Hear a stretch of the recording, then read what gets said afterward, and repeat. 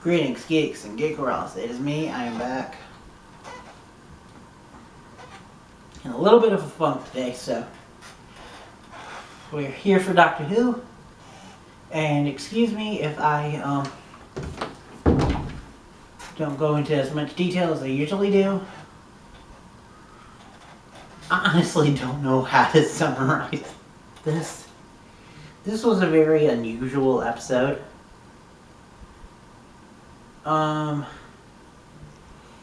So, spoilers, I will get into the recapping. If you hadn't seen it, go watch it, then tell me what you think in the comments down below. Alright, so, the Doctor and the team are on a junk planet looking for a certain part. I don't know what for.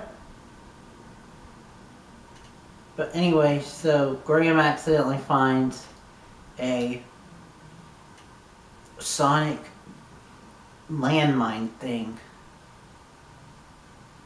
It goes off. They're all hurt badly. Like, the grenade would have killed them if they weren't picked up by a, ambulance ship. And one of the doctors trying to figure out, what's going on.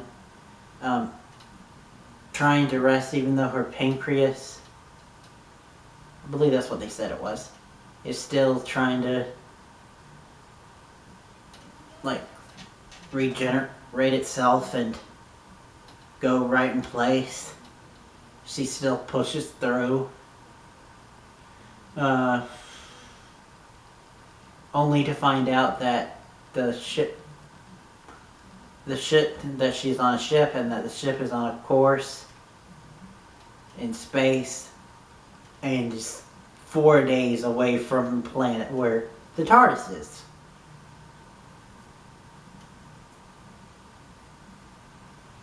So this is a TARDIS-less Doctor Who episode. Anyway, so they travel and they meet some quirky people who are also on the ship.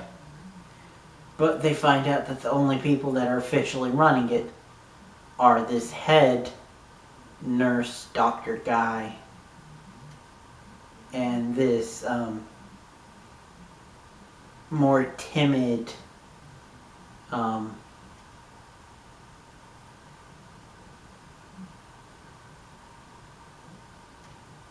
not confident in herself type doctor nurse thing. I think they're both.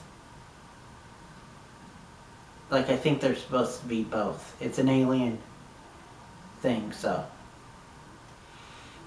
But yeah, just as the doctor's starting to figure out what's going on, an alien comes aboard the ship, causing power outages, locks the more experienced, more confident doctor dude in an escape pod, takes away all the power from the escape pod, so he did.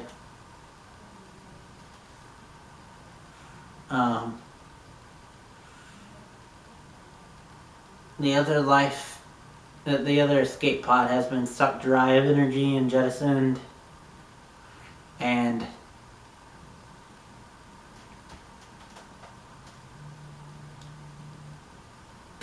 they find out that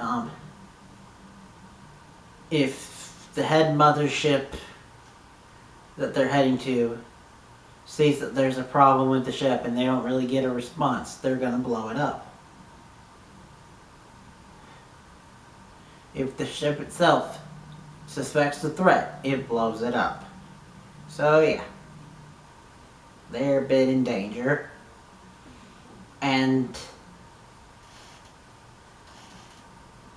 the ship's core is antimatter, which is pretty cool, but is also a big lightning rod for whatever is stealing the energy. And we find out that it's a thing called a fatigue. Yes, you heard me right. Fatigue. The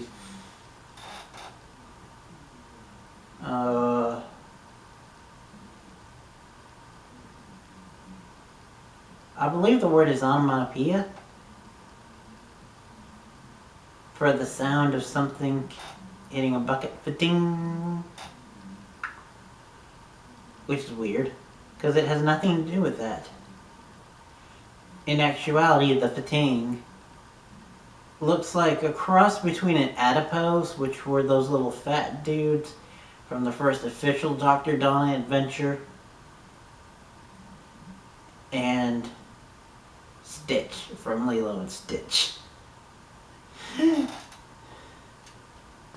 And we find it out, like I've been probably accidentally saying, he's just looking for energy. He's sucking up energy. So the doctor's like, okay, in both scenarios where the ship gets blown up, how are they going to do that? They must have a bomb already on the ship. So the doctor takes the bomb, uses it as a trap to trap the thing, get the thing to eat it so it doesn't go off, and then jettison the thing out into space so it's someone else's problem.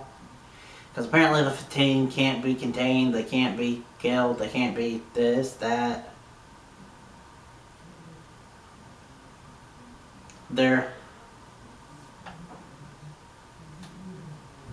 little indestructible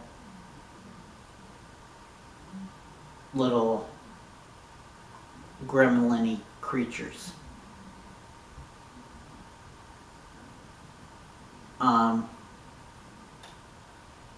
But apparently you can't kill it. You can just like throw it away and give it to someone else.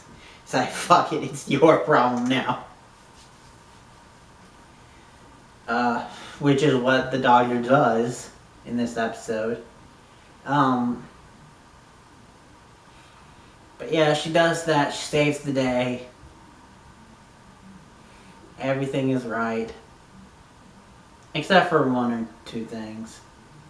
One being, there's a subplot with this pilot lady. And apparently she's on the ship because she's having health problems, but she refuses to tell her brother who's on it what her health problems are. Apparently she has what's called pilot's heart, which is her adrenaline is off. And she needs to take adrenaline blockers because if she doesn't, she could have a moment of shock adrenaline to overpump her heart and cause her to have a heart attack.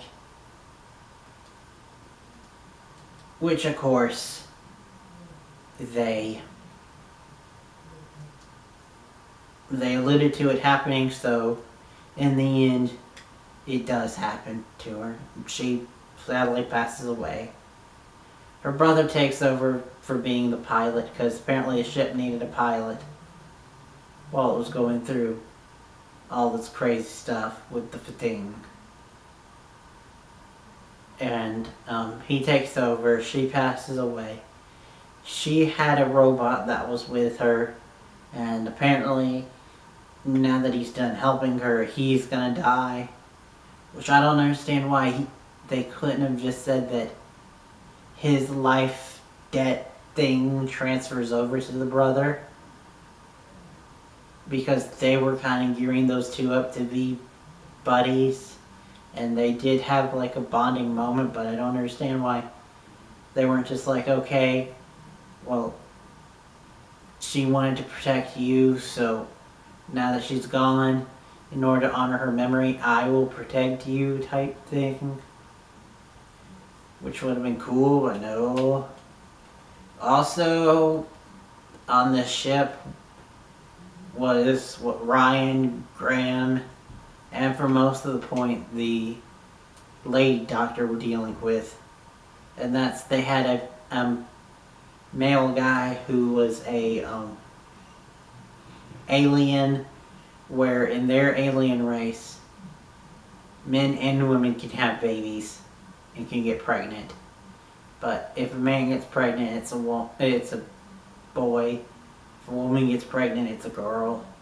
So we got a pregnant guy who's only been pregnant for like 2 days, but he's already ready to pop. Which true pregnant person cliche. Of course, when shit starts hitting the ceiling, they go into labor. And so Ryan and Graham help him through it. Through that, you get to see some of the stuff about Ryan's resentments with his own father. They tease again the Ryan Graham fist bump, which I'm pretty sure that's going to pay off in the finale. Also, apparently in the future, names like Graham and Ryan, which screw you because Ryan's like Brian, minus one letter.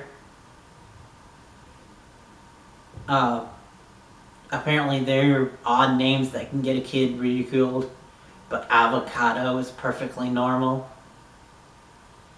Gee, it's an avocado. Thanks. Yeah, sorry. I had to reference that vine. Like I said though, I'm kind of in a weird funk today. Sorry. I did like the episode, but it was a little weird. A little hard to explain. It was like they mixed comedy with seriousness in a unique way. And also, the bad guy was kind of, honestly, I hate to say it, a little lackluster. But then again, it's been said that Chris Chibnall, in general, is not good with villains. Though I will say that I liked Tim Shaw. And I can't wait for the Stenza to come back. But anyway, that's for me. Thank you guys for watching. Even though this is kind of weird. Stick around, because in a couple hours I will be uploading my Supergirl review. Which I will also be in a funk in. But hopefully you'll stick through with that too. Thank you guys for watching. Till next time, and beyond.